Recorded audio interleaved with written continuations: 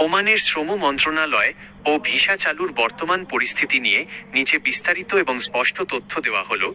Oman সরকার তাদের শ্রম বাজারকে আরও নিয়মতান্ত্রিক ও সুরক্ষিত করতে বেশ কিছু নতুন নোটিশ এবং নিয়ম জারি করেছে।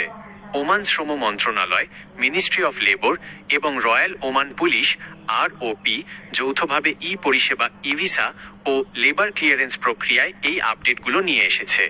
যারা ওমানের ভিসার জন্য অপেক্ষা করছেন তাদের জন্য মূল আপডেটগুলো নিচে তুলে ধরা হলো। ওমান শ্রম মন্ত্রণালয়ের মূল নোটিশ ও আপডেট। দক্ষ ও কারিগরি কর্মীদের অগ্রাধিকার।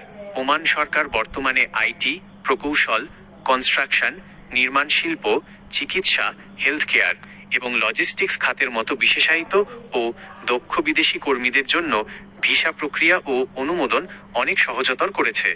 বয়স সীমা। ওমানে কাজের ভিসার ওয়ার্ক ভিসা জন্য আবেদনকারীর বয়স অবশ্যই 21 থেকে 60 বছরের মধ্যে হতে হবে।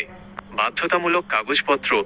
নতুন নিয়মে ভিসা অনুমোদনের ভিসা অ্যাপ্রুভড জন্য নিজ দেশ থেকে ইস্যুকৃত বৈধ পুলিশ ক্লিয়ারেন্স সার্টিফিকেট PCC এবং অনুমোদিত মেডিকেল সেন্টার থেকে মেডিকেল ফিটনেস সার্টিফিকেট থাকা বাধ্যতামূলক করা হয়েছে।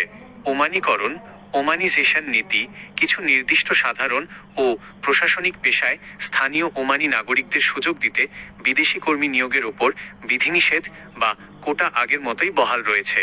তাই ভিসার আবেদন বা প্রসেস করার আগে আপনার পেশাটি মন্ত্রণালয়ের অনুমোদিত তালিকার আওতাভুক্ত কি না তা শতভাগ নিশ্চিত হয়ে নেওয়া জরুরি। প্রবাসী কর্মীদের জন্য জরুরি সতর্কতা। ওমানের ভিসা চালু হওয়া বা ভিসা অ্যাপ্রুভড হওয়ার কথা বলে কোনো দালাল বা অননুমোদিত থার্ড পার্টি এজেন্সি যদি বড় অঙ্কের টাকা দাবি করে তবে যাচাই না করে কোনো আর্থিক লেনদেন করবেন না। ওমান শ্রম মন্ত্রণালয়ের যে কোনো অফিসিয়াল ভিসা অনুমোদন বা লেবার পারমিট সরাসরি ওমান রয়্যাল ওমান পুলিশের অফিসিয়াল ভিসা ভিসা ওয়েবসাইটের মাধ্যমে পাসপোর্ট নম্বর দিয়ে যাচাই করা যায়। ভিসার সঠিক স্ট্যাটাস এবং আপনার কাজের চুক্তিপত্রটি আসল কিনা তা সবসময় ওমান সরকারের অফিসিয়াল পোর্টাল অথবা বিশ্বস্ত সোর্সের মাধ্যমে যাচাই করে নিন।